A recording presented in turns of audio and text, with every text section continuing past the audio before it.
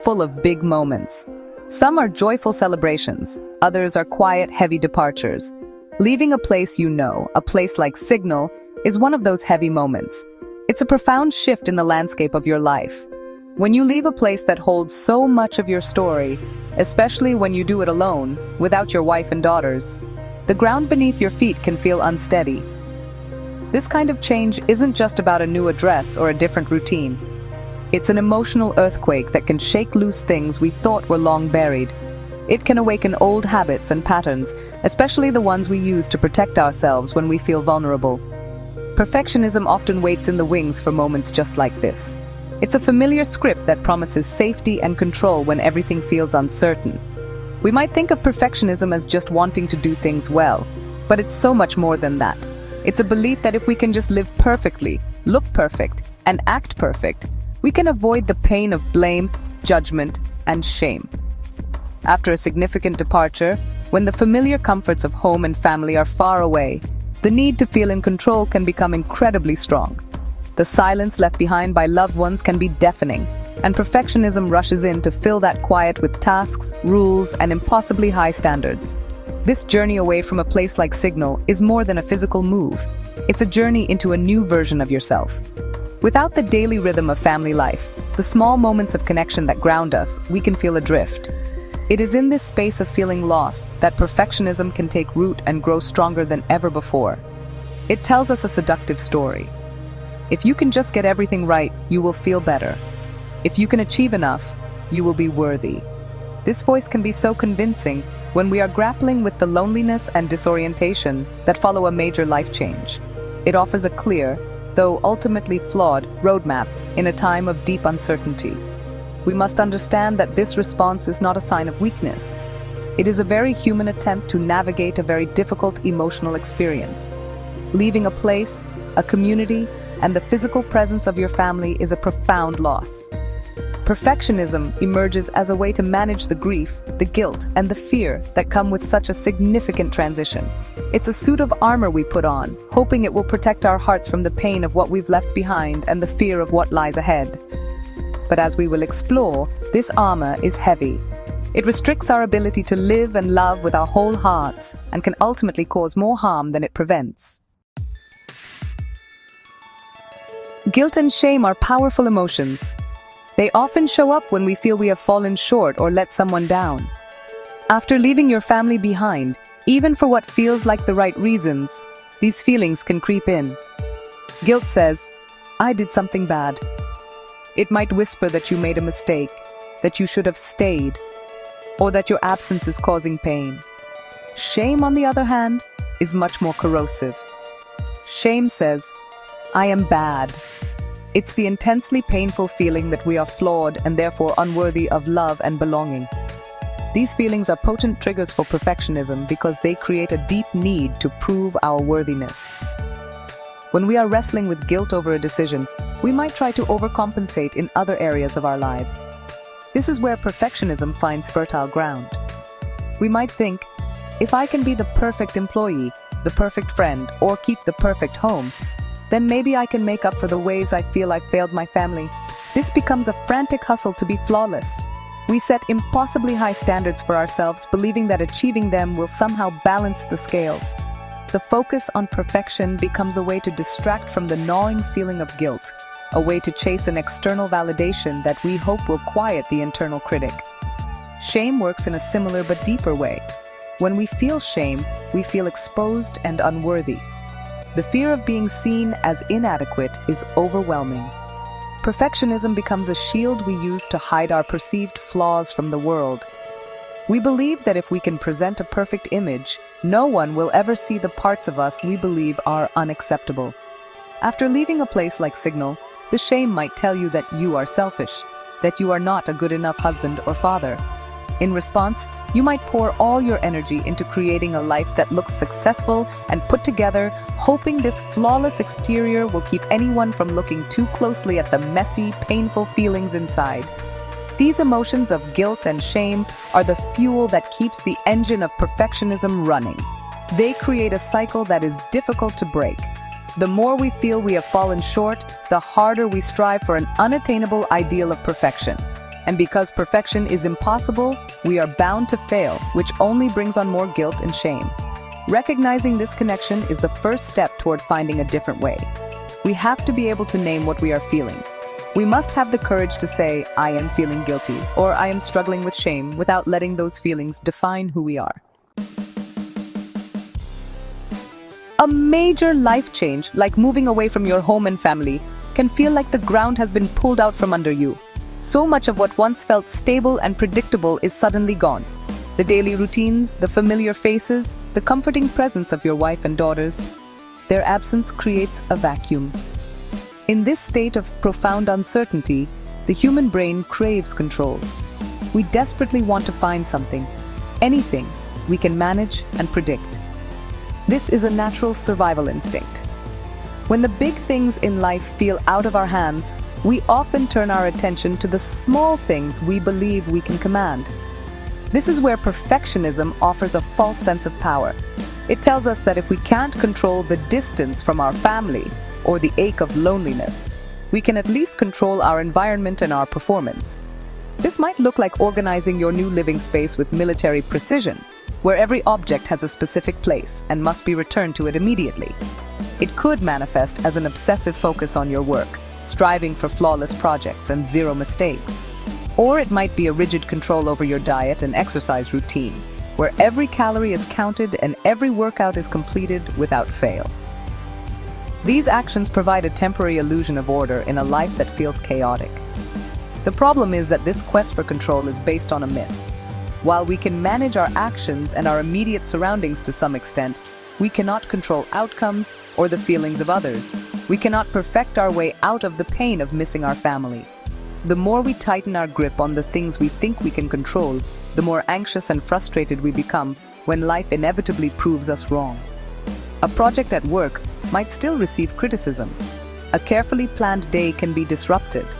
This is the paradox of perfectionism. The relentless pursuit of control ultimately makes us feel more out of control.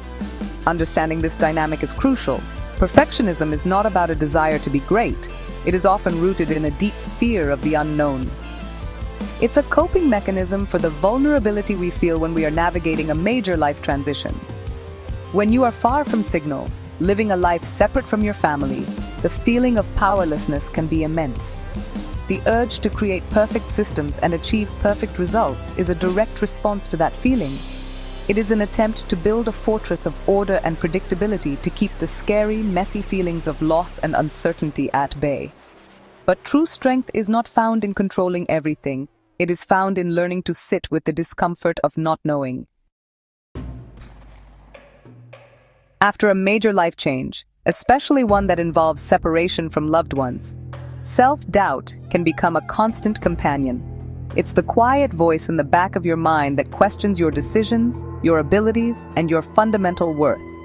Did I make the right choice by leaving? Am I capable of handling this on my own? Will my family be okay without me? Am I still a good person? These questions can swirl in a relentless loop, chipping away at our confidence and sense of self. This internal uncertainty creates a deep-seated need for external validation, a desire for proof that we are, in fact, good enough. Perfectionism emerges as a direct answer to this self-doubt. It presents a clear, albeit impossible, path to proving our worth. The logic is simple. If I can achieve perfect results, then I must be competent. If I can create a perfect life, then I must have made the right decisions. If I can be a perfect employee, friend, or community member, then I must be a worthy person. We start to believe that our value is not inherent, but is instead something that must be earned through flawless performance and constant achievement. The hustle for worthiness becomes our primary focus, a way to silence the nagging voice of self-doubt. This creates a dangerous and exhausting cycle. We set an impossibly high bar for ourselves, and then we pour all of our energy into trying to clear it. When we inevitably fall short, because we are human and imperfection is part of our nature, the self-doubt comes roaring back, stronger than before. It uses our mistakes as evidence, confirming our deepest fears that we are not good enough. This failure then fuels an even more intense drive for perfection. We tell ourselves, I just need to try harder. I need to be more disciplined. Next time, I will get it right. And so the spiral continues. leading to burnout, anxiety, and a constant feeling of never measuring up. The reality is that no amount of achievement can truly silence self-doubt, because perfectionism is not about self-improvement. It is about earning approval. It is externally focused. The peace we are searching for cannot be found in a perfect report card, a spotless home, or a promotion at work. It can only be found by turning inward and confronting the self-doubt head-on. It requires us to challenge the belief that our worth is conditional. It demands that we accept our inherent value as a person, independent of our accomplishments or our mistakes. This is the hard, courageous work that lies beyond the exhausting hustle for perfection. At its core, perfectionism is a coping mechanism. It's a strategy we use to protect ourselves from difficult and painful emotions. When we are reeling from a major life transition, like leaving a familiar world and the people we love most, the feelings can be overwhelming. There is grief for what was lost, fear of the unknown future, loneliness from the separation, and maybe even anger at the circumstances. These emotions are heavy and uncomfortable. It is a very human response to want to avoid this pain, to find a way to numb it or push it away. Perfectionism offers what seems like a productive way to do just that. It works by shifting our focus. Instead of sitting with the messy, unpredictable feelings of loss and sadness, we can focus on a controllable task. We can pour our energy into organizing our desk, writing the perfect email, or planning the perfect week. This intense focus on getting things just right serves as a powerful distraction. It gives our mind something to do, a problem to solve that feels manageable, unlike the vast and complex pain of missing our family. For a little while, the concentration required to achieve a flawless outcome can make us forget the ache in our hearts. It's a form of emotional avoidance dressed up as productivity. Perfectionism also acts as a shield against vulnerability. Being far from home, alone, is an incredibly vulnerable state. We may fear judgment from others, or even from ourselves. We may worry that people will see our struggle and think less of us. Perfectionism creates an armor of competence and success. The belief is, if I appear to have it all together, no one will see how much I'm hurting. If everything looks perfect on the outside, no one will guess how messy it is on the inside. This is a way to manage how we are perceived, an attempt to control the narrative of our lives so that we appear strong and capable, not lonely and struggling. However, this shield is ultimately flawed and incredibly heavy. While it may offer temporary relief, it prevents us from processing our emotions in a healthy way. The pain doesn't go away just because we ignore it. It simply gets buried, where it can fester and grow. Furthermore, this armor keeps us from true connection. When we are unwilling to show our imperfections and our vulnerability, we prevent others from seeing the real us. We miss out on the empathy and support that can only come when we have the courage to be seen as we truly are, beautifully, messily, and imperfectly human. True coping comes not from avoiding pain, but from learning to move through it. Living with perfectionism is like running a race with no finish line. The standards we set for ourselves are not just high, they are often completely unrealistic and unattainable. This constant striving for an impossible ideal comes at a tremendous cost to our mental and emotional well-being. One of the most immediate consequences is a significant increase in stress and anxiety. Every task, no matter how small, becomes a high-stakes performance. Every project is an opportunity to either prove our worth or fail spectacularly. This mindset keeps our nervous systems in a constant state of high alert, leading to chronic stress that can affect our health, our sleep, and our ability to think clearly. This relentless pursuit of perfection also leads to a pervasive sense of frustration and disappointment. Because the goal of being flawless is impossible, we are constantly falling short. Instead of celebrating our progress or acknowledging our effort, we focus only on the perceived imperfections. A project that is 99% successful is seen as a failure because of the 1% that wasn't perfect. This creates a chronic feeling of not being good enough. We are robbed of the joy of accomplishment because the goalposts are always moving. This can lead to a state of learned helplessness, where we start to believe that no matter how hard we try, we will never succeed, which can be a pathway to burnout and even depression. Furthermore, perfectionism is the enemy of creativity and innovation. True growth requires a willingness to take risks, make mistakes, and learn from them. Perfectionists, however, are often paralyzed by the fear of failure. They may procrastinate on tasks because they are afraid they won't be able to do them perfectly. They may avoid new challenges because the risk of not succeeding is too great. This fear-based mindset keeps us stuck in our comfort zones, preventing us from exploring our potential and trying new things. It stifles the very qualities, like courage, resilience, and curiosity, that are essential for a rich and meaningful life. The internal pressure of perfectionism is exhausting. It is a heavy burden to carry, especially when you are already navigating the emotional weight of being separated from your family. It drains our energy, our joy, and our capacity for connection. The constant self-criticism and the fear of judgment create a harsh inner world that is a punishing place to live. The cost is far too high. It promises control and acceptance, but delivers only anxiety and isolation. Recognizing this steep price is a critical step in finding the motivation to choose a different, more compassionate way of living. While perfectionism can feel like a very personal internal struggle, its effects ripple outward and touch the people we love most. When you are living far from your wife and daughters, navigating that distance is already a challenge. Perfectionism can make it even harder by creating new barriers to connection. The immense pressure you put on yourself can easily spill over into your interactions.